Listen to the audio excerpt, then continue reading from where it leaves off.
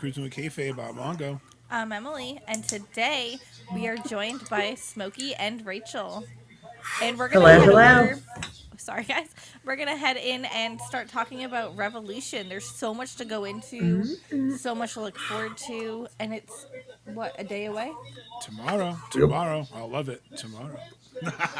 Nothing. It's only a day away. Thankfully, I'm Exactly. so glad someone got my terrible references. But yes, thank you, Jeff and Rachel, for coming in again, as always. Part of Yes, the thank Cruise you. family since Cruise 2. Part of the family since Cruise 2. Can't do these prediction shows without you guys. So always love Yes, talk wrestling. And damn, this is a stacked card. This is a stacked card. it Yeah, is. with a ton It of is. matches. Yep, it's very good. They always bring it for Revolution, I feel like. They do. Yeah. From Sting's retirement to Moxley Mm-hmm. Copeland to the Hollywood ending to that epic cage match last year with Ospreay Right. And Fletcher. and Fletcher. Well, And then, right, Yep. right. I mean, 2020, you had Statlander getting her very first title defense, and now she's going for the title. Like, there's so much parallels, and I love it. And they're back in LA in a sold out Staples Center. I refuse to call it the Crypto Arena, whatever. It's a Staples Center. I think that's weird too, so I agree. Yeah. But yeah, I'm excited. There's a lot of matches, so I guess we're gonna get into 0 Hour first. I didn't have a slide for Big Boom AJ, so I guess we can do it here real quick. So the Big Boom AJ and QT Marshall versus not Sheen Taylor, Infantry. I couldn't think of the Yes. Infantry. Yes. So here's a fun fact: Big Boom AJ is the only undefeated wrestler at AEW pay-per-views. Sting is the first. Big Boom AJ is the only other person who's undefeated. What is his record? He is 3-0 right now. 3-0. So he's looking to go. So if Big Boom AJ wins, he's 4-0, and he's the only other undefeated wrestler besides Sting, which is wild to think about, but it's also because he only does pay-per-view matches. Has he had more than Sting had at pay-per-views? No, obviously not. Sting's is legendary. No. I'm just saying it's a weird parallel. Well, and who's he going up against? The So he's going Infantry. against the Infantry.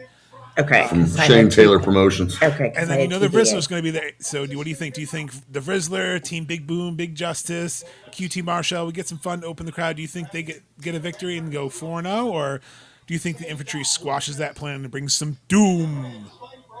That was terrible. I'm assuming it's my go. Oh yeah. Okay. Sorry. So I have Big Boom AJ. Sure. I have them winning. I do have them going the 4-0 and being the top dog. So only because they only come in during pay-per-view. Like, and the crowd loves them. So how can you not keep going with them? So, Sting he's Sting. So like he doesn't have to have another title, so to speak. So I have Big Boom AJ for the win. You have Boom and Doom. Yes. Okay. I'm gonna go with the same thing. I'm gonna go with Boom and Doom because it seems like a pretty good idea to pick them when they're on the 0 Hour matches. I know they've used them in the past to help try to bring that outside interest from different audiences, at the 0 Hour show. So I think it's just smart to have him and QT win.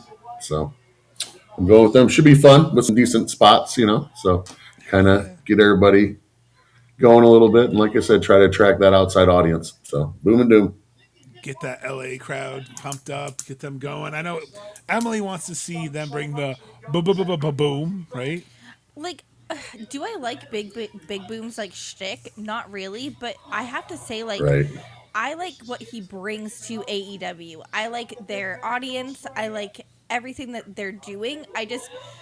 He is very loud. He's very Jersey. And Yes. that's not a knock. He's just everyone I've ever met from Jersey, he's very Jersey.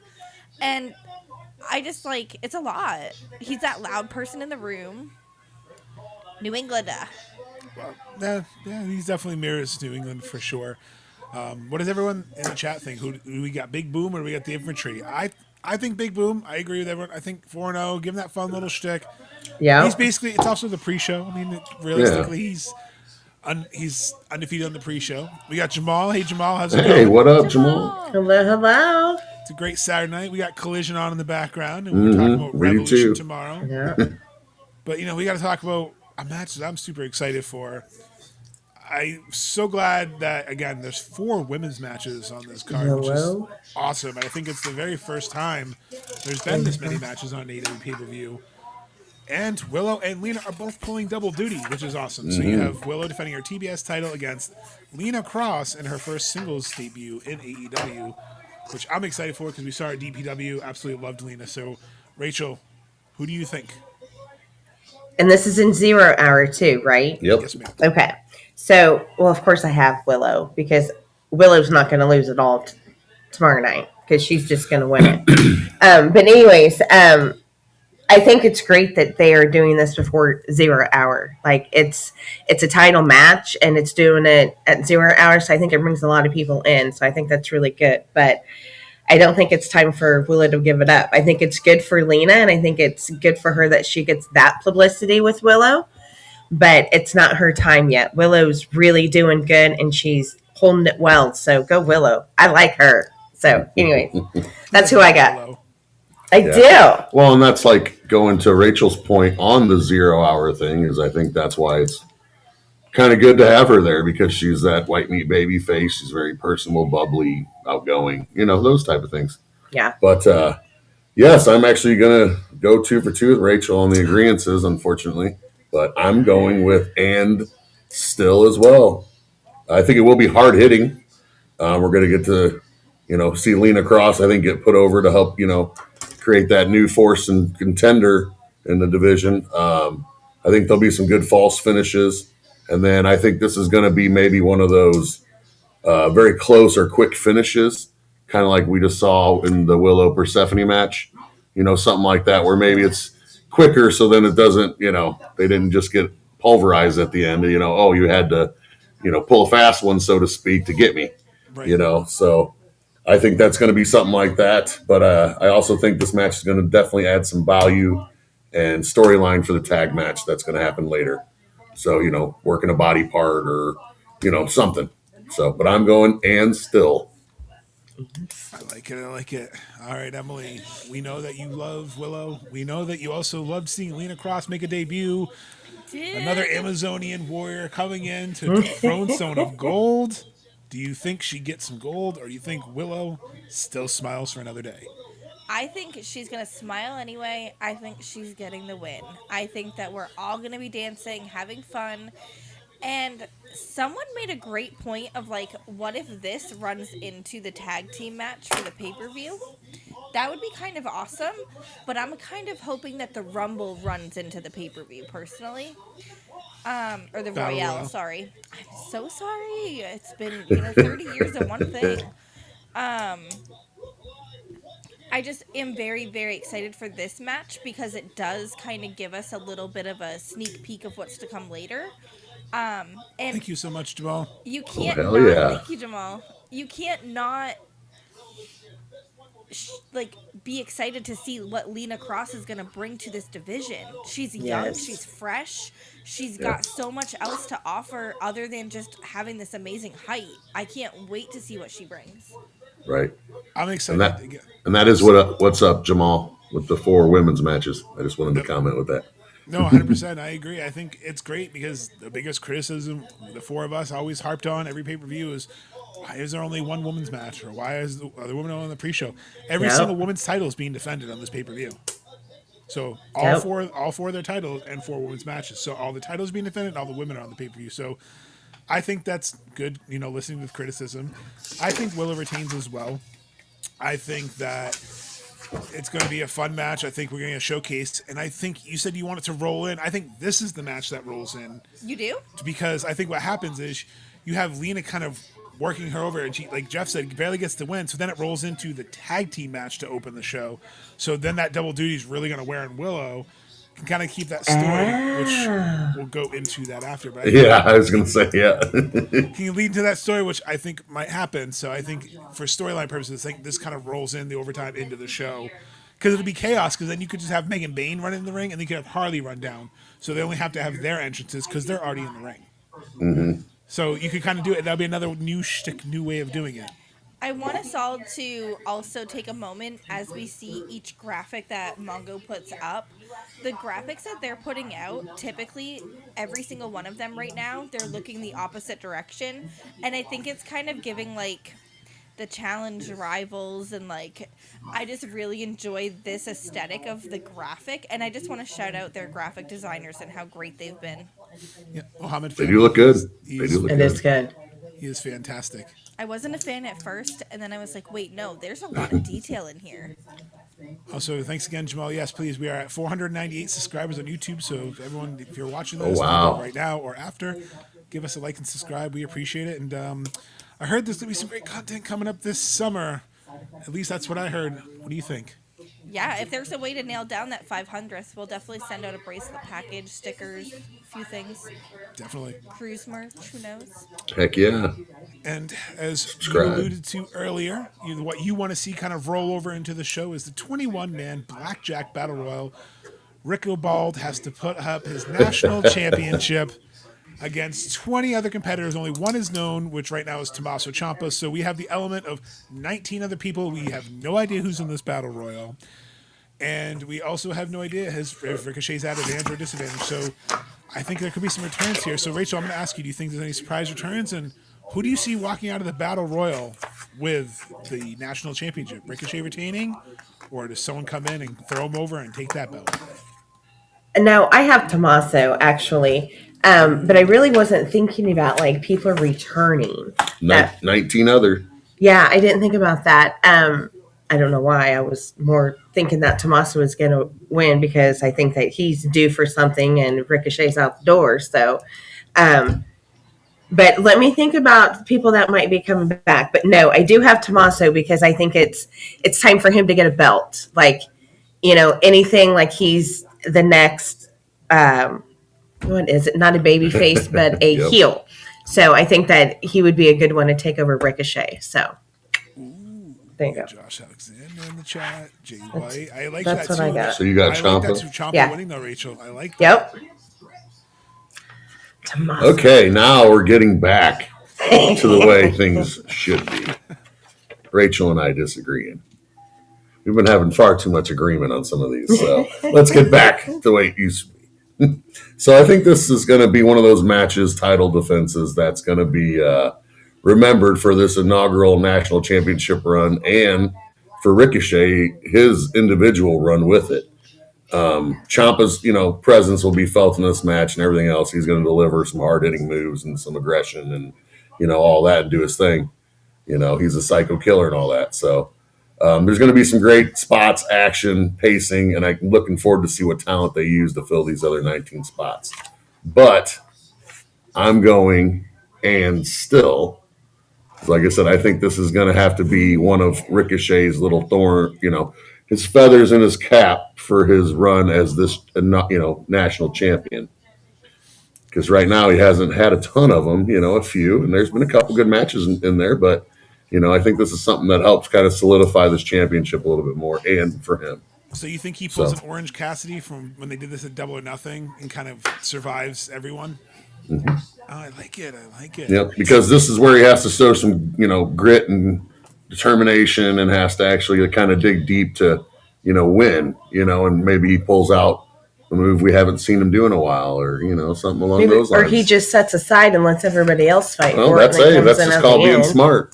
Look at that, Rachel. Rachel is looking at this heel work like, no. You guys get this. You got this. But I mean, I'm thinking people, the predictions for who's in it. I'm not necessarily thinking the comebacks that aren't there. I'm thinking more like Ace Austin, maybe like Action Andretti, Beast nice. Mordos, More beast on the TV. yeah, Dante Martin, Private Party, the Rascals, Jordan Oliver, some guys like that. I think that would be great in this match, because I don't want to say this is a cruiserweight style championship, but I wouldn't mind if it kind of turned into that. Yeah, almost like a light heavyweight, but pushed a little more serious. Yes, you know what I'm saying? So I kind of think that's maybe I'm trying to look in that direction with it. So I think that type of talent, and even like a Josh Alexander being in there too, that wouldn't be a bad one in there either. He can definitely hang with everybody. Steve had a good point too. Don Callis collects gold. Emily thought they were going to collect a bunch of gold and have some division this year. So do you think Ricochet keeps his beautiful bald head and his title, or do you think that he loses his title to someone new? I think that we're actually going to see Jack Perry take this. Oh, I Ooh, think that's a good he's one. a really good, like, little. Yeah. He's not been involved lately since what? He helped the Bucks again. yeah, he got taken out by the band when they attacked the Bucks family, right? So that would be a really great one to see come out. What if Luchasaurus is back? Oh, I'd love that. If he was cleared, he'd come back. Luchasaurus is great. I actually didn't think of that until right now. What I about just wrote Nick? it down. Coping Christian. I'm not going to take your big guess, but yeah, I have Buddy Matthews, Nigel McGuinness, Will Ospreay. Nick Wayne coming Nick back Wayne. That's what I was thinking. since he's been down in Ring of Honor doing stuff. Yep. Rhonda agrees with you. So Yeah, Jack could be cool. It would be cool to see him win. Jesse could see Lucha's coming back. Another, there's other guys you haven't seen. Kip Sabian. I just thought of a huge one that could be in this. Who? He's been in GCW. He's facing Joey Janela. What if we see Brody -1. Jr.? That would be amazing. If -1 showed up, that'd be funny. I would love that. He's working GCW. He's 14 years old. He's crushing it with promos. My TV though contracts might not work. That's the I don't know only how downside. the TV contract works for him, Right. but this Well, is look a at Nick Wayne. pre-show. Yeah, but look at Nick Wayne. They couldn't let him wrestle on TV till he was 18, same Billy Stark. So it could be the same thing. But it's a YouTube pre-show. It's right, but it could be. It's still filmed. It could be. Yeah, I don't know. That's I'm just We saying. don't know. I'm trying to be realistic, just so you. We don't know. I'm just saying. We don't. But yeah, Jamal agrees. Jack is a good pick. I still think Ricochet retains. I think it is a double or nothing Orange Cassidy situation. I agree with Jeff. But I do think we have someone who he was on the Revolution pre-show last year. You just made the list. I think Chris Jericho returns as one of the mystery entrants in this. Oh my god, I would love that. Go down your rabbit hole because he's really got a lot for that. Not for the Chris Jericho. Yeah, you do. You said last year he was on the pre-show, so he's not. So yeah, I think he's okay being on the pre-show this year, but I think he is there. I think he's one of the last ones. I think he does get eliminated, but I think we're gonna get Jericho kind of going. Like he feels like he's lost everything because now Big Bill and Brian Keith have turned their back on him. And remember, last time he left, he was so disappointed. So you can get some sympathy for Jericho, kind of have him downtrodden and be that like almost like bum ass Corbin. Remember when they They did could Down all on be Your in Luck the ring. Corbin? What if the guys leave him hanging in the ring? He could win it too. I agree with Wanda. But I think it might be better if he has that bum ass Corbin, where he's just like he's so down on his luck. And I'm not saying like, I don't just do the care. Bucks, like, but yeah, like whatever. I'm still Jericho, but like have him get that because I think he can get that one last turn if he comes back. I just think that's my super tinfoil is that it's Jericho's one of the mystery opponents there.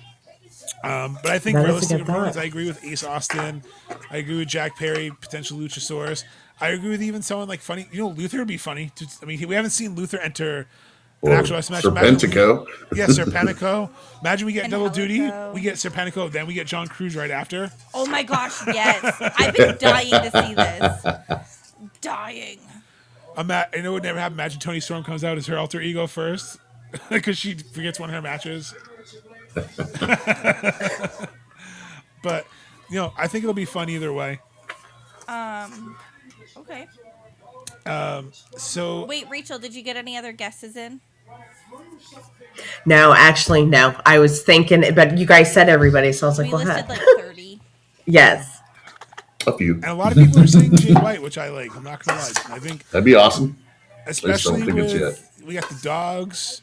Now that we got a Bang Bang Gang almost back at full strength, we got the Elite almost at full strength. Give me my Bullet Club Civil War. I know Jeff and I were talking about it. Give me that Civil War. Oh, it'd be so fun. And Rachel, we can get the full Bang Bang Gang back together. How fun would that be? That would be good. I do like that. Especially with the trios titles, maybe we can finally get them on an actual trio. Because right now they are on, which is weird to think, Aussie Open and Okada, aka the Don Callis family, Yeah. taking on Jet Speed with Mystico. First pay-per-view match we're gonna go over. Now it's a little like okay, I think there's some story to it here. But Rachel, what do you think? Do you think Jet Speed, Mystico, maybe mythical Jet Speed? I don't know what we call them here. Get Yeah, the I'm not titles, sure or do you either. think the Don Callis family retains? So Okada 2 belts is still a thing, and Kyle 2 belts is still a thing. Well, why isn't Hangman fighting with them? he took himself out because he doesn't want to do double duty because he's doing in the main event. So he pretty much told Jet Speed that, hey, I don't want to be in this right now because I'm focusing on it because he was too distracted and costing. So I think that's why. Okay, that makes sense then. Anyways, I did have the Don Callis family. However, I'm going to switch and go with Jet Speed. I think that they retain it. Wait, no, they'd win it. They'd win it. Oh, they don't have it? No. Okay. I do have them because I thought that they were going to come back and get it anyway. So, but I do have them coming back to win it. And because the other two, like Kyle Fletcher, he can take a loss. The other one can take a loss too. So I do have Jet Speed coming back and winning it. I think it's going to be a good match though. I can't. That's who I got. All right, Jeff, what do you think? Do you think Mystica? You're good at naming tag trio, so I'll let you name this trio. Do you think the trio that's unnamed right now, or do you think the Don Callis family? Yeah, I'm not really sure with that. Well, I'm going just like normal, back to normal. Here we are, and still. So, interesting replacement for Hangman with Mystico. Not that he's not awesome and everything, but just seems a little rushed. Maybe him thrown in, which I understand. They had to fill a spot for it and whatnot, but. This team does have a ton of speed, athleticism to throw to the match, but I think the Don Callis family is just too big, strong, powerful, things along those experience. They just won these, so I think this is going to play into that belt collection that the family is trying to do right now. Yeah, like some of the comments are saying, everyone getting all the Don Callis getting all the golds, as Emily wants. Don Callis have all the golds. I don't want him to. And I also feel like this win plays into the Okada Takeshita saga that is currently unfolding. But I feel like this will be an entertaining match with some great spots. I feel like everybody in this match is going to get showcased, and get their time and their spot and everything else. But my tinfoil is if they would happen to lose, I feel like Takeshita somehow reason would have to be the one that plays a little bit of a role in the loss, just to further that tension between him and the family. I like it. So. I like it. All right, Emily, do you have Dunkzilla and the Protostar and Okada retain, or do you have Jet Speed and Mystico walking away with some goals? So I like how you're saying Jet Speed and Co. I don't know. I feel like that could kind of work. We've got so many different variations of this tag team now. I really enjoyed Jet Speed. I'm curious what Mystico, again, he is one of the longest lasting luchadors of all time.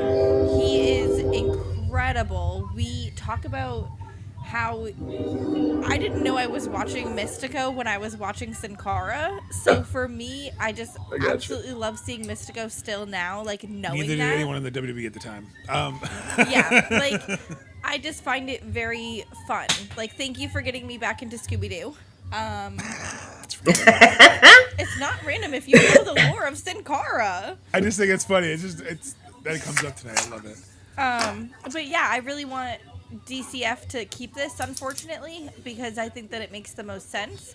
I don't want Kevin Knight to turn yet. Steve, you can't yet. They're so good together. Steve is my MJF mark, just like me. We both love our scumbag, and he sees the vision with Swerve that I do. Swerve is recruiting Kevin Knight. He already planted that bug in his ear. Kevin Knight was just on an interview recently saying he was a little disappointed that he doesn't feel like him and Speedball are on the same page. That's why I think the Don Callis family is retaining this match, because I think this is going to lead a little bit more tension into Kevin Knight and Speedball, because Speedball essentially had Kevin Knight wrestle twice on Dynamite. Now he lost those. Now he's got to try to get back, and what if Speedball is the reason they lose? He could use that as a way to have a feud with Speedball. So that's why I think the turn makes sense. And the Don Callis family has some gold. Mm-hmm. Kevin Knight has a lot of work to do if he's going to be next to Swerve in the ring as a tag team. It's not going to be as a tag team. It's more as a mentor situation. Yeah. Okay, that would work better. I'm sorry, but Swerve looks like he eats Kevin Knight for breakfast right now. But it's not even so much, he's not teaching him to be more ruthless. Because think about, he told me he needs that killer instinct. Yes. heel Kevin Knight, we've only seen Happy to Be Here. We haven't seen heel Kevin Knight doing dastardly things. Right. Someone like him, it could be money if it's done right. I'm not saying he's going to turn heel in this match, but the seeds will be planted. Maybe in Vancouver, he finally sets it out so they can go at Double or Nothing. But there's a bridge here to Double or Nothing. There's a bridge here. This and Dynasty, at least in my predictions, kind of all connects because all roads lead to All In. Just like Jesse was talking about, he thinks that Takeshita is going to happen at All In with Okada. I think a lot of these things are set up because can you imagine Kevin Knight versus Okada at All In as one of the matches? Because, like having that blood feud boil over, a gimmick match, something like a last man standing match or a submission match. There's so many things you can do with it. And I agree. I think there's going to be that hidden screwdriver because Okada loves that damn Phillips head. See, frustrations boil over. Oh, see, he pushes away. See, he starts to teal. No, isn't a Phillips the square or the Flathead's the one that's a rectangle, and So then the they- Phillips like the circle. Yeah, I don't know. No, they use a flathead. It's okay. Flat. Yeah. Well, whatever. Okada loves to use Same his difference. yellow You're and close black enough. Bosch screwdriver. But the reason why I put this graphic after is because it's Swerve, and I think this is a huge match. Now, I have some fun stats on this match. I love Swerve here, and I love Brody. However, I was pulling some stats for all the different matches talking about, and I got some for the main card here. And one of them, Swerve Strickland is 9-5 at all AEW pay-per-views with a 64 win percentage. Brody King is 5-6 with a 45% win percentage. And the head-to-head, Swerve leaves 3-1 in all matches between Brody. So, wanted to add that thought, just in case anyone hadn't picked their thought yet. So does Swerve go 4-1, or does Brody King get a victory over Swerve here? Yes, he does, Jamal. He does. He definitely looks like he could eat Brody. I originally had Brody winning it, but now thinking about it, Sorry. I kind of still do. I think that they're going to keep the whole fight going, though, the whole riffraff between the two. Like, I think it's going to be a really close fight. I think maybe there's a call out or something. Like, I don't think that there's going to be a win. Like, it's... Oh, you think a draw? Yeah, a draw. But I think that they're going to keep the whole feud going because I think them two going against each other is really good because they're both big guys. I mean, he's kind of scary, too, Brody is. I'd be a little afraid, too. But, yeah, that's what I think. I'm a tinfoil all of a sudden. I love it. Oh, the tinfoil is catching on. It's catching on. You know what? Maybe that's what I got to. Maybe instead of shirts, we got to get some tinfoil hats to start giving out. That would be kind of cool. That would be kind of cool. Ooh. So Jeff, I like that, Buddy Matthews. I might have ruined the usual customs swapping back and forth with some of these stats here, but Well, like so you chose draw, right? Yeah. Okay, so good. Well, then we're at least sticking to normalcy of us not picking the same thing. So I'm picking Swerve. My heart wants Brody, but my head says Swerve. Swerve's trying to get that major heel, be that major heel again. He needs to create all the heat and, he can for himself and whatnot. And what better way to do it than winning this match in a true heel fashion with some sort of like dirty or underhanded trick. And definitely not a clean finish. So, but then I will say if Brody wins, I predict it's by like disqualification or something that they're not, it's not a real win. It'll be something that because of Swerve doing some dirty or stuff or something that gets caught. It's also worth noting that these two, from the same type of area and know each other real well and have wrestled against each other and do have history before AEW and all that. So I will say I've also been really happy with the current push and television time Brody's gotten, and I thought he's done very well. So I really like it. He's getting pay-per-view match, singles match. So, but sorry, Brody, but I got to do Swerve. and when he broke that fucking chain on Dynamite, Yeah, that was cool. Oh, That's why he's winning. Emily. Well, this is supposed to be the most dangerous man match, right? So Most Emily dangerous shot man. backwards when he broke that chain. Emily just went, "Oh damn!" I think that is very symbolic of Brody saying, "I'm bigger, I'm badder. I've got this." I think that something I heard on Unrestricted is that Kenny Omega himself is saying that Brody's the most dangerous man. And I think that you've got Swerve calling himself that, but you've got the top of AEW of Kenny Omega saying that Brody is. And I think you can say it about yourself, but if other people are saying it, you should probably Right. take it into consideration. So I'm kind of hopeful that we will see Brody take this win. I think that it leads into more matches, more feud. I think that this isn't over after one, like Rachel. I kind of didn't think about a draw. That would be kind of nice too. Make it a stipulation the next round. I Right. love a stipulation match. And did you see what Steve said? He had a good one too Yeah. for a stipulation. A dog collar match at Dynasty. Swerve in a dog collar match with Brody. Whew, that would be violent. That talk Yeah. dangerous. Okay, not that you need permission, but you can do that thing that I hate. Oh, I'm not barking. I only did it. you. I only Thank did it because you you. said you had the ick. She has the It's ick for such the an for the ick. barking. So Oh, the sometimes once in a while, hoop. yeah. Man, you would have hated the Steiners, and you'd have home Tim Allen, Junkyard Dog. Junkyard Dog. Maybe Tim Allen is why I think it's such an ick. That I could mean, be. it could be. That could But be. I agree with Henry. I agree with Rhonda. I agree with Jamal. I agree with Jesse. Swerve's winning. I know back at Grand Slam Australia, I said that Buddy Matthews was going to cost Brody. I didn't even think of that in this match. My mind went, maybe it's not happening. But Rhonda brings up a good point that I didn't think of. Maybe Brody could cost him here. But that's what could lead up to, because I like the gimmick match. I like all your suggestions of the gimmick match, because that sounds like a good way to pay it off. But I'm going to stay with my Right. original prediction of Swerve wins. I think Swerve wins clean. And I think it's because of I have some tinfoil for later on with Swerve. So I think Swerve wins here.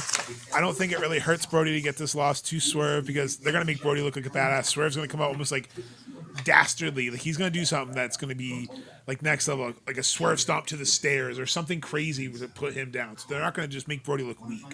Right. So What if weapons come out? It could. I think you could see like a referee being cinder distracted. block. I mean, you got Prince Nana out there. With Prince Nana out there, he could be distracted.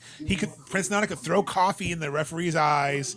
Like, oh, I'm so sorry. That's true. And then Swerve could do something to Brody. Aubrey has taken enough abuse. Need anything else happening to these referees? She's taken enough. Posey can take a bump. I was gonna say Posey can take a little bit of cold coffee in the face. It'll be okay. It'll be okay. Just a little bit of Prince Nana coffee. Coffee to the eye will break any hold. Just like the water bottle. Yeah. Oh, I like that you have people barking in the comments now, since you said that. As long as I don't have to hear it. Funny that Kenny said that when Swerve's one that sent him home. Exactly. Those are Yeah. fighting words, Jamal. Yeah, Brody losing to form doesn't hurt him. Swerve made Nope. comments earlier this week about Buddy. Ooh, yeah, he did. He did talk about Buddy. Hey, I'd be down for it if he comes back. Now, this is, I think, going to steal the show. This match, I think, is going to steal the show. This is a first-time ever match. I don't even think they faced each other outside. I looked on Cage Match this morning. I couldn't find a time where they faced each other outside, because when Bandito was kind of going through CMLL, Andrade had gone back to AAA, so they've always been around but never crossed paths. So this is the very first time these two have ever met, especially in a singles match. So I want to ask you, Rachel, does Andrade keep his streak going, of his hot streak, or does Bandito get a win over the sexiest bachelor? Well, I don't think he's the sexiest bachelor to begin with. I was just going with his gimmick. Yes. I agree. I do see it being a very good match. I see there being a lot of like acrobatic moves and everything. But I think that Agreed, Bandito is going to come out on top. Ooh. I think it's time for him to win over him. I think Bandito is doing a really good job. And if Brody wins and then Bandito, why not? Or if there's a draw. But yeah, I see him losing his little streak there, Mr. Bachelor of the Year. So I got Bandito for that one. Yes. I do.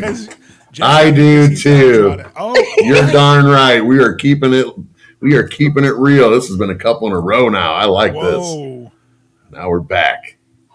But I'm going with everybody else, man. I think this is going to be one of the matches of the night. Yeah. I'm picking Andrade because they were pushing him and trying to make him look like a main event, world title contender just a couple weeks ago. It's foolish for him to lose. I know it's Bandito, but Bandito, kind of had his run, had injury, came back, these types of things. But I just don't think he needs that. Andrade really needs that legitimacy and, that, hey, I'm back. I'm going to be badass. Bandito was a Ring of Honor champion. He was an AEW tag champion, not that long ago. So Andrade's back, and I think they need to push him. So I'm going Andrade. But yeah, match of the night, instant classic. I agree with all those. It's going to be a great match. So Yes. I know you're excited about it, Emily. I know when Bandito pointed at Andrade, when Andrade came out, you just went, take my money. So who is going to take your prediction in this match? Storybook ending for Andrade. He found cover to cover on these romance novels, and I think that he will gallop away on that horse. Like Fabio, he is taking this. I like it. I think Andrade wins as well. I think because the ROH title is not on the line, that's kind of my big hint that Bandito can take the pin here. And I think it's something to keep that momentum. Like Jeff said, he's being pushed to the moon. I think he gets this continuous momentum so he can stay in the world title picture because everyone's going after MJF right now. And you have to look at if Andrade wins, okay, he just pinned the Ring of Honor champion at pay-per-view. He's only lost how many matches, you said? He hasn't lost any in AEW since his return. As I said, I think he's lost one, didn't he? Didn't he lose again? He lost against Hangman, I believe. You said there was only one? Oh, maybe. So yeah, one, I think. He's very protected right now. So, and I can see Bandito, again, one of those cheap. Andrade, he didn't beat Kenny clean. He didn't beat Swerve clean. Right. So I can see him doing the same to Bandito, kind of getting that cheap win and maybe pushing Bandito to madness a little bit. But I see Andrade getting the win here. Rachel, I'm putting you on the spot. Okay. Can you think of a wrestler that is going to be on the outside that Andrade is going to take a selfie with? Oh, it's California though. It's Cali. There's so many. That is very true. Yeah, I don't know. I'd have to think of a It's gotta be female. someone local. Maybe Brittany Brooks. I don't know. I'm gonna say That would be fun, Brittany. That would be good. Yep. That would be a nice one. pushes both guys in the Owen. Oh man, the Owen's gonna be so stacked this year. I think this is probably the most loaded they've had their roster in a long time. So I think the tournaments are just gonna be. We're gonna be eating good. Mm-hmm. And now we're going to have a match that they've had a pretty storied rivalry, but Tony's kind of had advantage on this one. Mm-hmm. We have basically a grudge match. Tony Storm, versus Marina Shafir. It's basically been a blood feud since last year. Marina's kind of gotten the upper hand when it comes to during the week and kidnapping, but Tony's gotten the upper hand when it comes to the actual matches. So who do you guys think come on top? So I'm going to give you some stats real quick. Tony Storm is 8-3 in AEW pay-per-views. She actually has the best winning percentage of any wrestler on this card at 73% pay-per-view win percentage. Shafir actually has the worst of any AEW wrestler at 17% with a 1-5 record. Head-to-head, Tony Storm's 2-0. So does Marina finally get that first victory and get another victory, or does Tony Storm go 3-0 and just increase her winning percentage to an ungodly number? I hate to do this. I really do. Because I love me some Timeless. But she can afford the loss. And I think that the rivalry between them two is really, really good. Because Marina Shafir is so not the glamorous beauty queen, anything. It's not a belt. Nothing's on the line. So, it's just a regular match. But I think Marina's going to win it. I really do. And I think it's going to start a big old feud that's going to keep building and building and building. So that's what I got. I know. I can't believe it went. Jamal and Rachel are shocking me tonight. Both always pick Tony Storm. I know. Rachel's 2026, though. I mean, you picked against Mark Briscoe, and now you picked against Tony Storm. Yep. 2026 is a new version of Rachel here, folks. Yeah. Revolution starts tomorrow at 8 p.m. Eastern time. Yep. All right, Jeff, so who do you think? Do you think Tony, or do you think Marina? Well, dang it. Now me and Rachel have to agree. Yeah, I'm going Marina. Of course, I want Tony to win, but it makes her hard to pick when, like kind of stated previously, she pinned Wheeler to get his hair cut. They've had their rivalry as well. But I think it'll be a hard hitting and brutal match. Both ladies will definitely get some good shots and good spots on each other. Marina's going to, I think, really have that like out for blood revenge mentality from that loss. So I think she's really going to push this match. And, Tony's definitely going to be able to put her over and sell for her and everything else.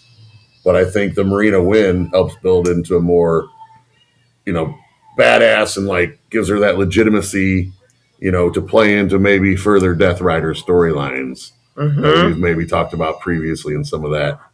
And then my crazy tinfoil plays into that weird Death Rider storyline. And what if we? I know we just saw a Roddy sighting, but what if he somehow came out and just kind of watched the match for a second? And Messiah of the Backbreaker. Exactly.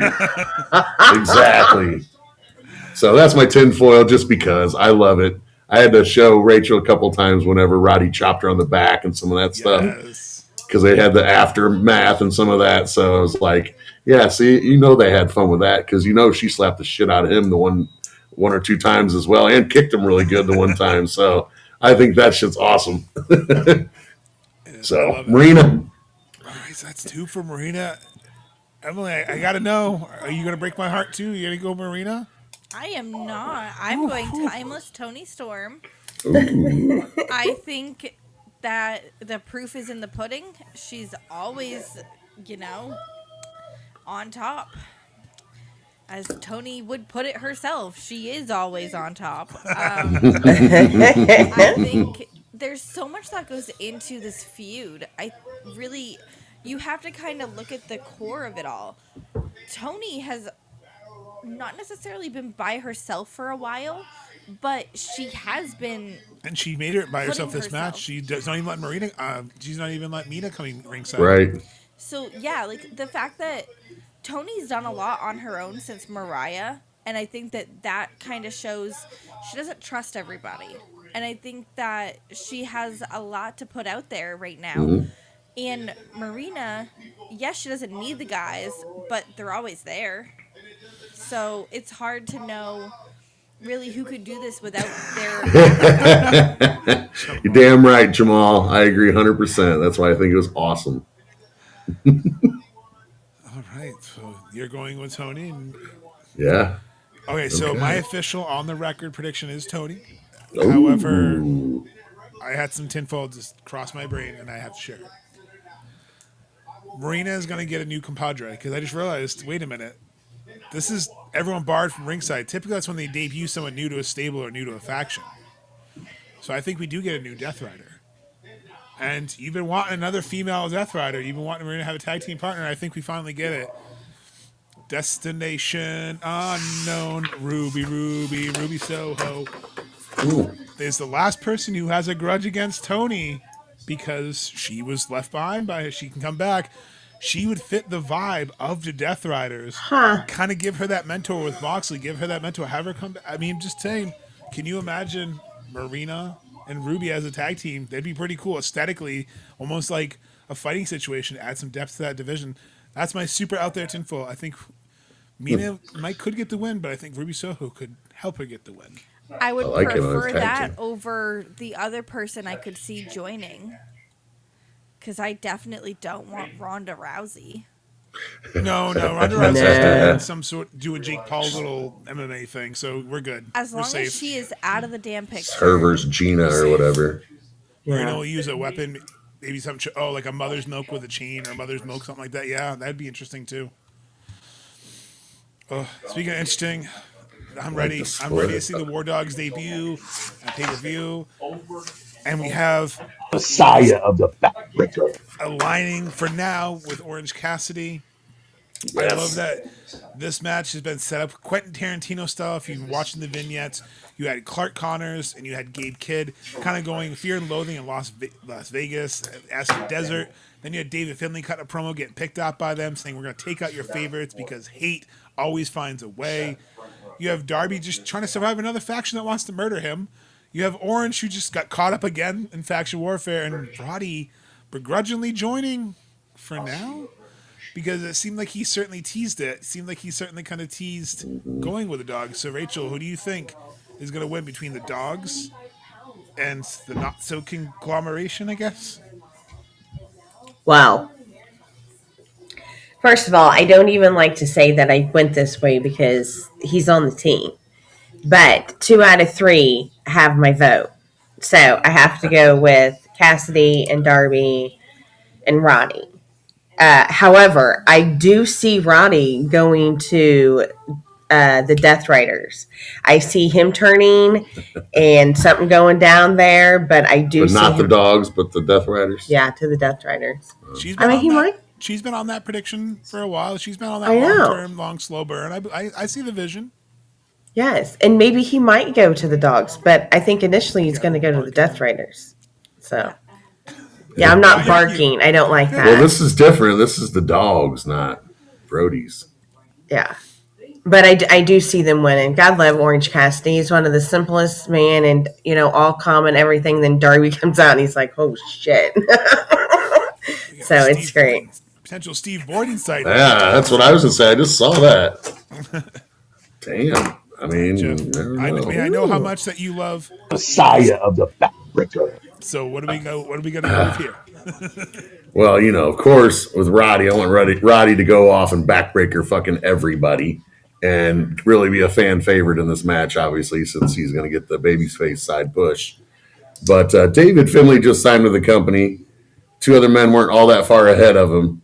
So I just feel like it's best for business to keep pushing them as the badasses and make them into that legit faction trio, that they need to be.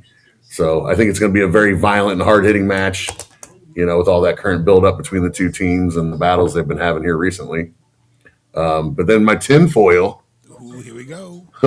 So maybe Orange will show his violent side again and shift his ways into being more like Roddy instead of kind of being the difference. So maybe he kind of starts thinking more like Darby and Roddy, where they're, wanting to kick ass and take names. But then I think Roddy may betray, OC and Darby in the end. It would be awesome also to see maybe a Kyle O'Reilly sighting, possibly to try to keep maybe Roddy on the right path. I don't know what his current situation and return is, though. But I'm picking the dogs. I like it. But I think Roddy's going to have a major role in this match in one way, shape, or form. Messiah of the backbreaker. Sorry, I had to do it once. Emily, we got the dogs, or do we got not close so conglomeration? Because only one person's in the conglomeration in this one. So it's a random name. I think it's very interesting that we're going to see Roddy kind of teaming up with them after all of the things that have transpired. Bingo. I think that Kyle O'Reilly does come back, but I think that where we see Roddy turn is that he's going to help Orange versus Roddy. They're both going to be getting their asses kicked, and he's going to help Orange over Roddy. And I think that's what's going to send Roddy over the limit. I like it. Yeah, and I think that that's going to send him over the limit, and that's what's going to trickle into Dynamite. It's going to trickle to Collision. It's going to trickle. We're not going to see it like right plant away. The seeds of it. Yeah, and that's why Rachel's right with the Death Rider situation, because he's not just going to go to the War Dogs. They kicked his ass too. He's going to go to the Death Riders. He's going to go to Mommy. She's going to give him the mother's milk. He's going to go suck on his back. Oh, Yep. okay. He's going to backbreaker everybody. Yeah. Oh, boy. I'm not going to say I love all those predictions, first and foremost. I think they all could come to fruition. I agree. I got to go with the dogs. I think everyone said they need to win here, and I think the way they're building and then presenting them, it's definitely, when they came in, Orange was outnumbered, Darby was outnumbered. It's that Roddy. Like I'm all with you guys. I don't trust him. I don't trust him. He's done this in Ring of Honor. He's done this in NXT. He's shown his villain side. And heel Roddy is something else.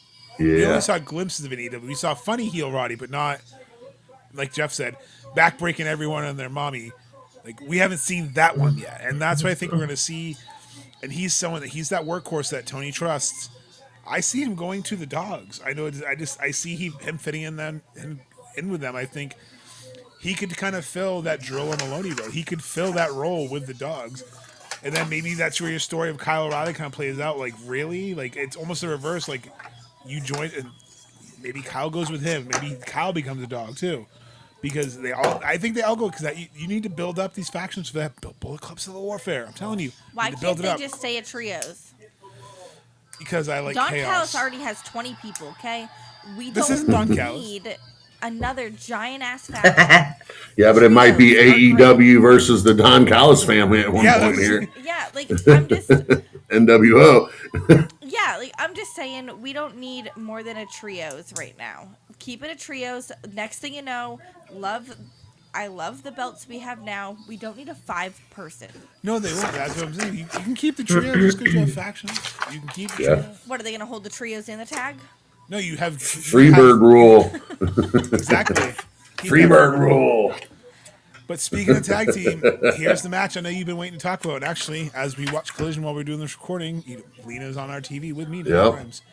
We have the Babes of Wrath taking on Megacross, who I'm going to dub them. That's what I call them too. Now, obviously, originally it was Penelope Ford until her unfortunate ankle sprain. However, Megan Bane's come up close twice to get these titles. So do you think now it's time for new Megacross Tag Team Champions? Or do you think Babes of Wrath go past and retain their belt? They've already won 90 days in a row. They hit 90 days as champion. Do they continue, or do we get new champions at Revolution? Let's hear it, Rachel. I've said it from the get-go. Babes of Wrath are not going to lose until Sisters of Sin. Okay? Miss Megan Bane, no, go away, Amazon. Go. I don't think she's ready. I think that because she lost her other tag team, like, she isn't clicking with the other one. Like, I don't think it's her turn yet. I don't think it's Willow and Harley's turn to give up the tag team belts either. I think they're doing good with the run. I think they're great with TV, and Willow's amazing at what she does too. So, but yeah, no, I have Willow and Harley Cameron doing it. So, I like that she has the Babes of Wrath. Yep. Woo! If I know Jeff, I know he's going to stay on his same trend he's been all night. So we'll go. I really enjoy that Harley is a champion and how far she has come, But to me, it's time for some new champions. What? I still think the Sisters of Sin should have been the next champions, but it's not going to work out that way. But I digress. So I'm picking, we're going to have that Willow and Lena come in for some type of weakness that happened in an earlier match, like I kind of commented on. And that leaves Harley pretty much having to fend for herself against the Megasis. And they're going to have to pretty much do the whole match, which I don't see Harley getting the best of her again. And I use the word again because she, in my opinion, has gotten over on her several times. And I feel like it's unfortunate that Penelope's not there because I think this was their time that they're going to get picked to win it. And unfortunately, she's not going to be part of it, but Lena is going to get that great push. And, she's going to be pushed in their beginning match before this. That's in 0 Hour. So I'm picking new Mega Cross. I like it. Well, boo on you. It's been fun. Like I said, I like the Babes of Wrath. Fun. But all things got to end. All right, babe. So, Babes of Wrath, Mega Cross. Who you got? So the mega baddies have been chasing down Willow since Megan Bane debuted. She has been after Willow, and I think that it's a very strong point to make that Megan Bane, no matter who she is coupled up with, is going after those tag team titles, and again going after no matter whose Willow is with. That's a feud that we're going to continue to see, and I think they're very evenly matched, which I like seeing. But that's also why Megan Bane's going to pin Harley Cameron. Oh, you just got Rachel mad. Because I love my girl. Or maybe Willow's exhausted from that match with That's Lena. what I'm saying. And Lena's maybe going she to gets push a her. quick, like, maybe there's a quick pin early on that leads to this pin happening. I still think Willow keeps her TBS title. She is the first ever women's two title holder, Well, no, because Monet. double champion. Monet. She wasn't two in AEW. She was one for AEW. Ring of Honor. That's not AEW. Okay, semantics, but still. Yeah, I mean, yeah. She can take the loss. She can take the loss, yes. So basically, I want to see Willow on her own as TBS champion again. I want to see Harley Cameron going after other things. I want to continue this. So let's have Lena Cross and Megan Bayne win with Megan getting the pin. I like it. Right. Yeah, I'm not going to add too much because you guys pretty much all said what I was thinking. I'm going with Mega Cross as well. Rachel's going to be upset with me. I'm sorry. I love Babes of Wrath. Love that. Adam said it earlier. It sounds like they were meant to lose the belts to Megan and Penelope before the injury. I think that seems to be the play where they have that rematch, like Jeff said. You know, she's not going to get the best of her again. That's why I think this could roll into. We open with a TBS match. It could roll into this because then you just have the match over and you just have Lena Cross beating down Willow after she wins the TBS title. And then you have Megan Bayne come down, and then you have Harley come down, and then like you both said, Harley's isolated. She's got to take on Megasis by herself, and that's a tall task to ask to do it again. And I agree. I think it helps keep Willow in the TBS division defending the belt. It keeps Harley kind of going after other feuds, other things. It could even have her getting, hey, can I have my shot at the TBS? Have like a friendly match. It doesn't have to be a bullet. Can I have my shot? Something that I want to point out too is the camera work that they do with the girls to make them look that much taller. They are tall. They're tall as fuck for the female division. But the fact that they're panning the camera at the right angle to make them look that much taller, it's showing you what's coming. No, it does. It's good perspective. Storytelling. So this one's a hard match. This one I've been going back and forth a lot. Yeah. Because I feel like this is a match this is truly 50-50. So Rachel, you have the unfortunate pleasure of going first to say, is Takeshita finally winning the title from Moxley, and still because there cannot be a draw in this one. There is no time limit. You can only win by pinfall, submission, or disqualification. Or count. Wow. I think this is going to be a very bloody match. I think a lot of It's Moxley. She predicts it's blood Moxley. I do. You are correct. I do all the time with Moxley. But I have I have Moxley losing this. I think that he can take the loss, and I think it's Takeshita's turn. Like, Takeshita's really good. He's worked really, really hard. And I don't think I've ever really seen him with blood, but Moxley has. So, and with it not being a time limit, anything goes. So, chaos. I mean, anybody can come in and interrupt and do whatever. So no, because it's Continental Championship rules. Just because it's no time limit doesn't mean there's not Continental rules. Okay. And that's nobody at ringside and all that. I see Moxley. Jamal's with you, Rachel. Yes. Hey, I said it last time we predicted from the last pay-per-view, and he let me down. Yeah. We were taking bets on how quick Moxley's going to bleed, and he didn't at all. Yes. I do have Takeshita, though, so that's what I got. I like it. Okay, so keeping it real, love it, and still. Oh! Everyone thinks Takeshita's going to win, but Mox retains and continues this new attitude and match style. I know that this match is under Continental rules minus a time limit, but yes, I do feel like Okada has something to do with something in this match. Whether it be he just makes an appearance or he's sitting in the crowd watching the match, just something to where he keeps pushing Takeshita's buttons. You know what I mean? Like, you know how we've had like Monet had her little table there with champagne and crap, and she'd watch a match. I mean, even if he literally did the Don Callis, I'm not here, doing this. I'm here on commentary. Right. But he just sits there and watches the match and laughs at him, and when Moxley does something to him, or just something silly like that. But what if he plants the screwdriver in there? And what if Okada rolls it in the ring, and then Takeshita picks it up, like, what? And the ref's like, "What are you doing?" Well, and that's what I mean. It just I just feel like there could be that little bit of storyline angle there. So there's my tinfoil on that, is the Okada stuff. But I am going Moxley regardless of what happens. I like it. I like it. That's a good one, Adam. Yeah, Adam says that Takeshita has New Japan TV title, so he doesn't need more gold. But Emily, do you think he gets more gold in this match?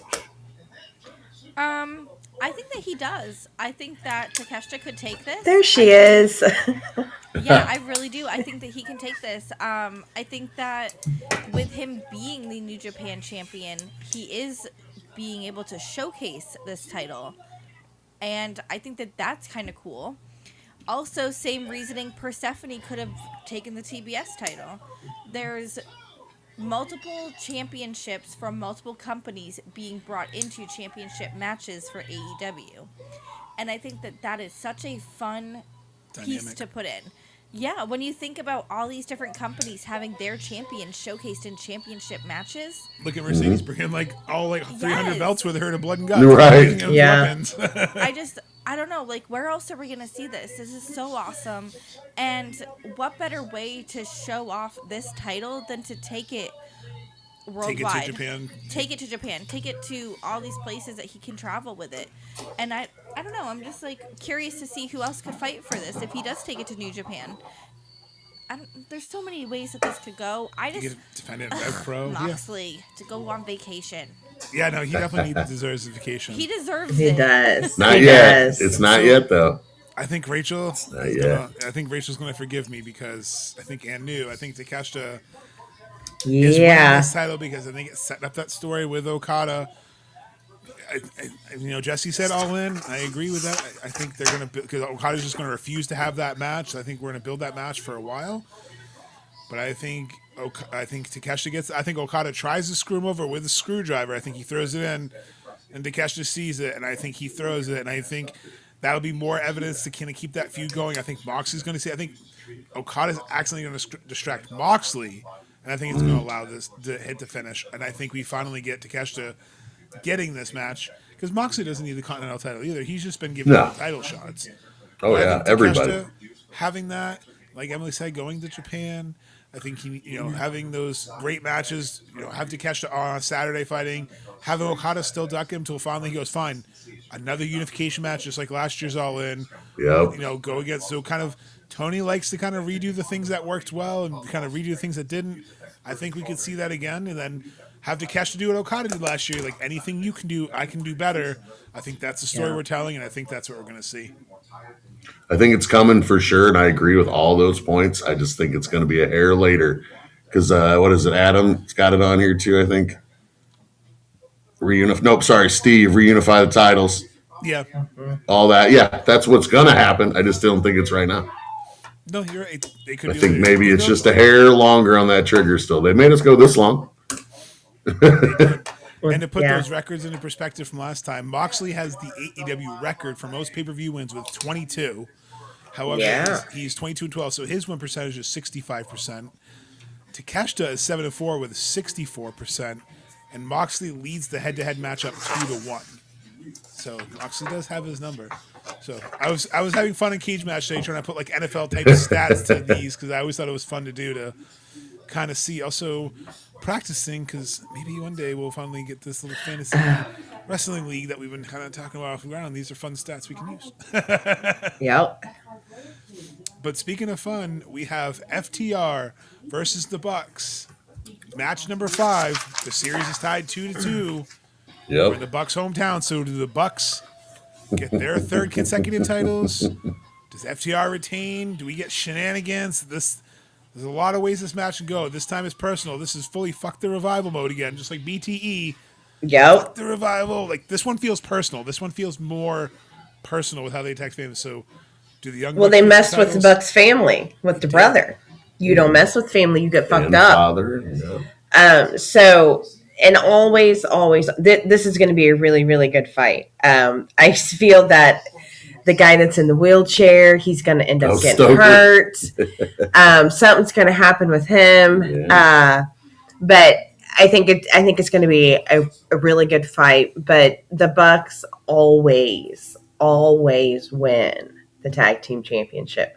When it comes down to it, and it's always on the line, the Bucks always win it. So I see the Bucks doing it. I also see Kenny Omega coming out too. So I think that would be super cool. But that's who I got, to Kenny Omega. Always. All right. So you got the Elite reuniting and the Bucks being back on top. I like it. That's a great way to end Revolution in the Yes. Bucks home state, L.A. Buck Country. I like it. All right, Jeff. Do we have Ann still and keeping yourself different than Rachel, or do we have Ann new and siding with Rachel? Well, unfortunately, I'm going to have to side with Rachel on this one because it was a hard one to predict. It's going to be interesting because they're going to have to top a pretty good one that happened at Dynasty that Rachel and I were at in 2024 with that ladder match. So that's going to be interesting.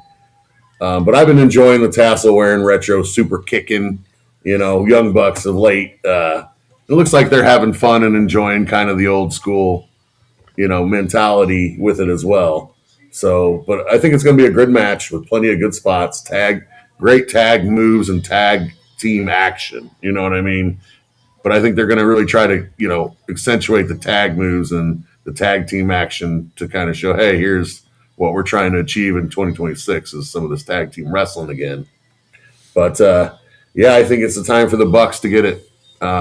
All their matches that they had previously were all championship ones for the most part, and most of the time FTR always seemed to have them going into those matches. Whether they left with them or not is a different story. But I was gonna say, if FTR had him, the Bucks left with him. If the Bucks had him, FTR left with him. So it's funny. It's like they have each other's numbers when they need the titles. So this is like, I know you're a baseball fan, Jeff. This is kind of like a best of 5 here. This is 2-2. This is game 5. Oh yeah, yeah, that opening round.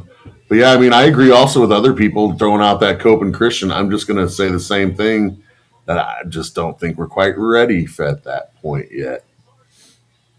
I think is Edge all the way done with Percy Jackson on Disney Plus yet, or is they filming another season? You know what I mean? Like, true. I feel like we've been saying never come back since World's End. So I've kind of stopped, making that prediction anymore. There's a few of them that have fell off my radar now, so I just start making some different ones. This one over here would make a certain prediction for months and months and months. And the 1 month she didn't make it for Luchasaurus, he returns, and she got mad at me. Remember, you predicted Luchasaurus return, and then the one time you didn't, he returns. So that's the way it happens too. It's 100% how it happens. I'll ask you first. Do you think Cope and Christian return in this match? If they do, it goes with my other prediction. So what's your overall prediction so I don't ruin yours? So I'm going to ramble for a hot second. If you know me, you're used to this. So let's put some thoughts together here. We've got the Young Bucks had their family attacked. You don't fuck with family, like Rachel said. So Papa Buck and Stokely are going to have it together on the outside interference. And FTR is going to be so worried. I don't know. I just see Stokely getting slapped in the face by Mama Buck. Like all the family getting come up. Yeah, like I just really want to see this. And like knowing that they brought in family to travel before and all of that, blah, blah, blah. Like Malachi is a trained wrestler, I'm just saying. Yeah, like they have so many options with this. And if Edge and Christian do come back, Cope and Krish, whatever we're calling them. CNC. Yeah, like whatever we're calling them, if they do come back, I feel like it would be Beth Phoenix and Stokely having something like, or they like kidnap Stokely backstage. Stokely's like, I'm sorry, but you're in a wheelchair and you are just like easy meat right now. They're just gonna pick at you. So, It's so funny the Bucks are winning in hometown. It's funny you say that. Yeah, that's what I'm saying. I had a thought that, you talked about Papa Buck going after Stokely, which is great. I didn't think of that. I was thinking that Stokely tries to roll away, and then all of a sudden you see the top of the cage, you just see Beth going. and then they turn around, That'd be good. and you see Cope and Cage, and they take the wheelchair and they run off, so that distracts FTR, which goes my prediction, and new Young Bucks winning the tag titles in California. But I Yep. think Did it's you say this is a cage match? no, Oh, not at all. oh, you meant Christian Cage. Yes, Yes. I was like, wait, they didn't change it. I checked. No, I said Christian. I said Cope and Cage are going to kidnap Stokely, and that's going. Yeah. So that'll be your concern for FTR. So I was thinking the same thing, and I think that's the way to do it. I think get them on top. I think the Bucks. They've had a year and a half of just redeeming themselves with the IWC and the fans. Like Jamal said, they brought back the Super Kick Party theme song. They brought back, Rachel said, the gear, the tassels, the fun. Yep. I think they want one more good run with these tag titles. I think they want to go out against the Private Parties, against the Rascals, against the Top Flights, against these teams, and put on these great matches like only they can. And I absolutely love it. And to answer your question, Jamal, why do people in wheelchairs always get bullied? I think they have a hard time getting away in the terms of kayfabe. I think that's why. Like, remember poor Zack Ryder? He got thrown off a stage. Professional wrestling. Yep. You don't get to escape in your wheelchair in professional Zach wrestling. Gallen got thrown down the stairs by Brock Lesnar. Like, Let's not forget Pushed in dumpsters. Dr. and Britt stuff. Baker during COVID She had made so much TV time with that wheelchair. and then Chelsea she Green did. on SmackDown is hilarious with Yeah. hers. Yep. And she gets moved out of the way. That was the other night by Tiffy Time. That was funny. So I think it's great. I think Stokely's killing it. Like Jamal said, he got no hose. I think it's great. I'm really excited, and we still got 2 more matches to talk about. And I don't think we've talked about a match that I'm kind of like on. I think I'm every match excited I'm for like everyone. I'm excited for everyone. And this one, 2 out of 3 falls. Tekla taking on Statlander. Statlander looking to reclaim her title. Tekla looking to get a defense. These two are tied 1-1. That's their record. I think that they're 1-1, and I don't have a pay-per-view win percentage because there's not a lot of stats I could find, but I know they're 1-1. I think Statlander was hovering around 30% win percentage, but I'm excited for this match. But Rachel, I want to ask: do you think Statlander gets her belt back, or do you think it stays toxic? And do you think Tekla retains? Well, I really, really think that Statlander should get it. Like, I think she deserves it. I think she's better. But Statlander can take the loss. And I think that they're trying to promote Tekla. And I think they're trying to push Tekla over. And I think that this would be a good time for that to all happen, because I think they have a good duo between the two of them. So I see Tekla winning, though, even though I want Chris to win. But I see Tekla. See, now Emily could be mad at you for saying Chris is losing You'll be It's a bummer. surprised. this time, but normally this would be Yeah. one that neither one of them would Yes, pick against. I So Fat know. Daddy, baby. I just want to say in 2026, Rachel and Emily have just, like, I thought I knew, but it reminds me of that old MTV intro for True Life. You think you know, you have no idea. Yeah, for the real world. Yeah. Well, unfortunately, Rachel and I are going to have to agree as well. Tekla just won. It just would be such a quick turnaround, and especially for the major women's championship in AEW. I mean, not that I'm for not changing titles and giving people chances and different title runs, but let's not handcuff people. You know what I mean? I think these two are going to go out there and have a good match, though. It's going to be very hard hitting. They got, this grudge match type mentality built up for this match, especially after what I've seen from Collision tonight, where Chris had her whip the shit out of her with a belt or something. I can't if wait you've been to watch watching, it sorry later. if I spoiled anything for anybody else, but like I said, hard hitting physical match, and I can see this leading into more future storylines between these two women, and then even possibly Babes of Wrath, those types of things, and Sisters of Sin. So. I love it, Jamal. That's how I describe the cruise. You think you know, you have no idea. Yeah, that ain't no shit. 100% accurate as Yes. well. Yep. No, You can watch any video or talk to anybody until you witness it firsthand. You don't know the spectacle. We do, though, and we love it. And I know, speaking of love, normally you go with Stat Daddy. But I know a little birdie told me earlier Emily wasn't leaning that way, that she was being a little bit toxic. I'm not being toxic because I love Statlander. I just think I'm not comparing as far as how popular they are. I'm not comparing on any other level other than someone that is good at chasing versus holding, and that's like Cody Rhodes. Mm-hmm. Like the baby face is better Cody, chasing. yes, like how Cody is so good at chasing that title, but once he holds it, you want him to lose it. I think that Statlander is so great at wrestling and so great with her talents. She's shown her power without a title for so long that she doesn't need the title. She can stay in the title picture. I'm ready for some new opponents for Tekla. I think that she's gone after Statlander almost since her debut last year. I don't hate her. I like her wrestling. I like everything about her. I think she's so fun to watch in the ring. You don't know what she's going to do next. I wish she didn't spit so much, but she's grungy, she's dirty.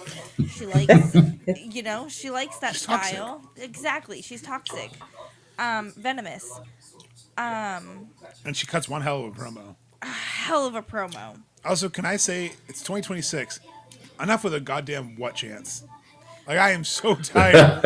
And it's always during the women matches I notice. But I'm so sick of the what chance. But she killed it going through that promo last week where she came out to talk about Chris Statlander and they were doing the what chance. And she just kept going on with herself, talking about how she was going to destroy Statlander. And she powered right through it. So It's not even the same company. It's the fact that she can power through it. The fact that she is able to, like you said, be that toxic, be that badass. I guess I don't think anyone's gonna pick Statlander because I'm going Tekla as well. I think Rachel, I'm sorry, you're a lone wolf on this one. I think Tekla wins because it's 2 out of 3 falls. One can easily be disqualification. No, Rachel got Teklas as well. Oh, sorry, you were saying that's right. You said you were breaking with. Sorry, just kidding. Yes. So it's a No, you're clean sweep. fine. Yes. Clean sweep on this one. I think we're gonna see someone debut. Ooh. Who's gonna debut? Charlie. Oh, okay. I want to see her in AEW. So former Dakota Kai Charlie. Oh, okay. I like that. I can see that after Tekla winning, maybe Charlie takes out Statlander as revenge for the Eve loss. And talk about 2 people who have come back from awful injuries. Let's keep them going together. They've shown their Build each strength. other up, yeah. And I think that that's going to be something new for Statlander that we're all dying to see, is something challenging. What if, remember they said the triangle is not always 3 people. What if Charlie cost Statlander the final pinfall? What if she cost the title to kind of protect Statlander a little bit, keep Tekla, keep that heel, like you said, and like Jamal said, the money's always in the chase. Statlander's good at chasing it, especially for the baby face. Yep. Steve said that he thinks that Tony Storm can win at Dynasty. I think Tekla takes this into Double or Nothing. I could even see Tekla going in all in. I think there's a lot with this division. There's someone we haven't thought about that's going to be her opponent, I think, at either Dynasty and that's the Queen. The Queen's going to come back. She has business with Tekla. I think that feud's coming up.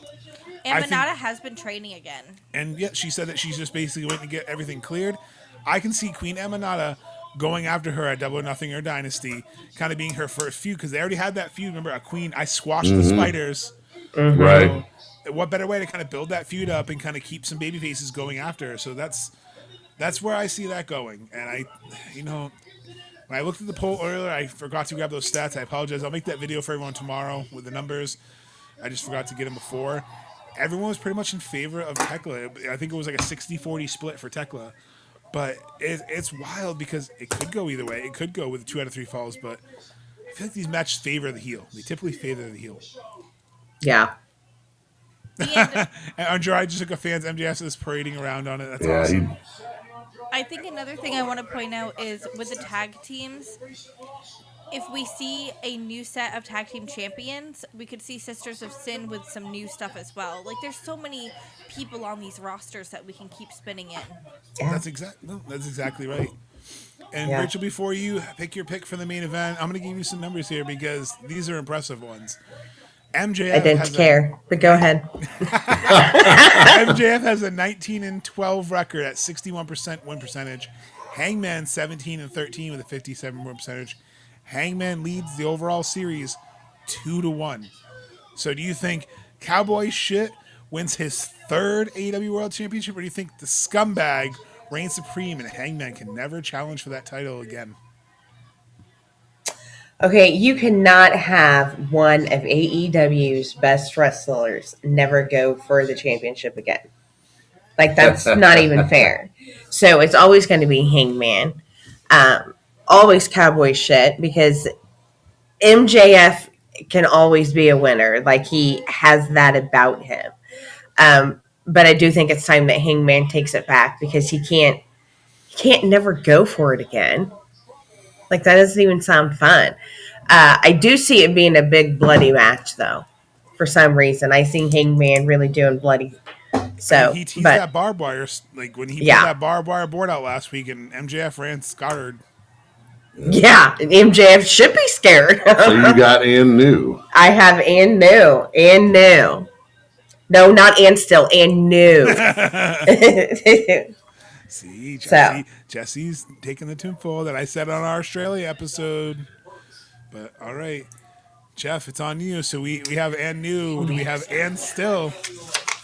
Well, you know me, I always like to, but because I do like MJF, always have, because he's just a great heel champion. mm-hmm. He's great at drawing that heat, playing the coward, like you were just talking about. But Hangman losing his chance to ever challenge for the championship again.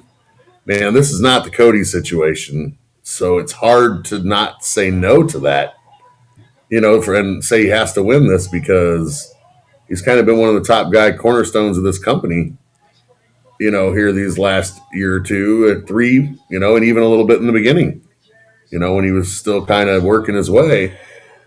So, man, it's really hard to go against him, because it's almost like that too good to be true setup, I guess, that we talk about. Oh, it's got to go to Hangman. It's got to go this way. I think MJF is going to surprise people in this match.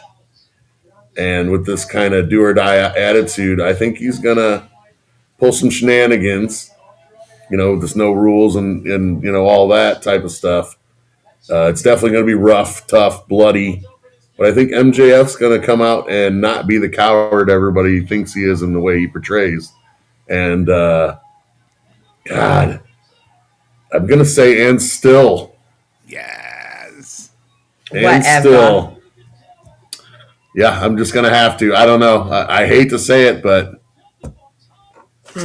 yeah, I'm going to have to. Hangman can get his way worked up, or some bullshit can happen. I mean, they can always figure something around it. Yeah. I think it's going to be intense. What do you think? Do you think and new and still? First, I want to ask, what weapons do you guys think are going to be the craziest ones we see? Because it is a Texas Deathmatch where they typically elongate feuds. I think a basketball with barbed wire, because they're in LA and they're in a very famous basketball arena. That's a good possibility. Like, I think MJF gets a basketball to the face. I think Heyman just takes a basketball and just... That'd be good. I was thinking barbed wire. Oh, yeah, there's going to be lots of barbed wire. Mm-hmm. He teased broken glass. Nope. We know the ring. Barbed wire for sure. Definitely having barbed wire. Maybe he has a barbed wire ring. So I have a weird thought. How many rounds of the Dynamite ring did he win? 6? All of them. Besides the last. Yeah, that was like pretty much all of them but one. So how many rings should he have? Could there be a bag of Dynamite rings that drop down and he slams them into a bag of those? He's only kept one, so I don't think he'd have multiple. We don't know that. I feel like And he he's could wear them all. He'd be like Tom Brady. He'd wear them all and flex. Maybe he Like has Bill brass Russell, all knuckles 11 of made them. out of the rings, and he just... I don't know. I just feel like the Dynamite ring is a big thing with MJF, and that's going to be coming into play. The barbed wire ring is sadistic as fuck. Maybe. Steve has my thought. That was my tinfoil. The barbed wire bat doesn't quite make sense for this. I think MJF needs to shock people, and it needs to be a little more extreme than that. I don't think MJF's going to be the one that has the sadistic weapons. I think it's Hangman. Hangman's going to get it used on him. Hangman's the one who's In the end, yes. He's making fun of the death matches. Yeah, which is why I think that he would be like, I have this fucking crazy. Well, he's gonna, but then I think MJF's gonna, end up going kind of crazy with it too. Like I said, Yeah. I So think he's who's gonna winning buy the into AJ? it. You haven't said who's winning yet. Ooh, yeah. MJF. Okay. Ooh. That motherfucker is going to win. So And I still. said it. It's on record still. I haven't changed my mind. Swerve is costing Hangman this title. I think MJF also has potentially has Hammerstone in his corner. MJF never goes in alone. He never doesn't have a plan. Yes. He's taking pictures with Hammerstone and Holiday. I know Steve said Holiday just had WWE tryout. But Hammerstone, I feel like they've been teasing Dynasty. I've been just like this is my Motor City Machine Guns. I've been teasing Dynasty since the very first Dynasty that Jeff and Rachel went to Yeah, you because it have was been. called Dynasty. Mm-hmm. I think it play out, and I think it plays out with my tinfoil. If you haven't seen the video, it's basically MJF's going to retain it at Double or at Dynasty. There's going to be a triple threat match with Omega and Swerve. I think MJF doesn't lose this until Double or Nothing in Queens. I think you have to keep MJF at least champion to New York. It makes sense because I think that's when Omega eventually gets it going into All In. Because also somehow before this match, I think Will Ospreay returns, and I think he returns That'd be to set great. the story. He says, "Listen, the Owen Hart tournament is coming back. It starts next month at Dynasty in Vancouver, and it ends at Double or Nothing. And I am the first entrant, bruv." And I think he announces he's coming back, and it sets in motion everything for Will to win. So I think MJF has to retain, and Hangman, we can retcon this. Like Jeff said, it's not the Cody situation. Making retcon. Maybe Hangman later on turns heel and says, "I got screwed again by Swerve. I'm not holding that. I didn't lose. I was screwed." Mm-hmm. Because the only way you can lose a Texas Deathmatch is by quitting or not answering the 10 count. So it could be real easy for Swerve to come out with his famous cinder block or something and take out, and MJF being just as shocked. And I think MJF keeps it. And for some reason, I still see Kenny Omega getting that title. I see the Elite going into All In as champions. I see the Bucks going in as tag team champions. I see Omega going in as world champion because you're paying homage at this point to your original All In. You're trying to get a huge crowd in Wembley. You're trying to get your big stories. You have Ospreay. Tickets go on sale the Monday after the show. I think it leads into MJF retaining and Ospreay showing up.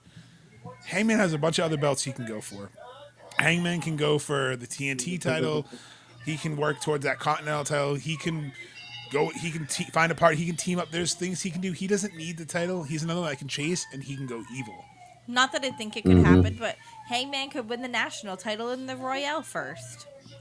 Well, I don't think they would have him They enter wouldn't. the Royal. I'm just saying he could. Yeah. Will face MJF or Kenny All In calling it. Yeah, exactly. I agree, Jamal. It's either MJF or I think you got to have that big marquee match, and I think this match is going to be bloody. It's going to be violent. Yeah. I don't see a way. I think if MJF loses, it's because he's going off to Hollywood again. I don't see that taking him off when he's having one of the best runs he's had with it, going on the independents, having Andrade going after him, having Brody King going after him, having everyone on the indies going after him, having people get pissed off because he's not defending. I think he has too many people going after him that he has to kind of tap these loose ends with for him to lose it. And I think it's that what if story because we're gonna all want to tune in like what happens to Hangman now, like what happens. Yeah. And I think this, and I'll say it nicely. I think the reason why it didn't work with Cody was because he didn't go heel. I think number one, he didn't turn heel, and I think that kind of hurt because the perspective shifted.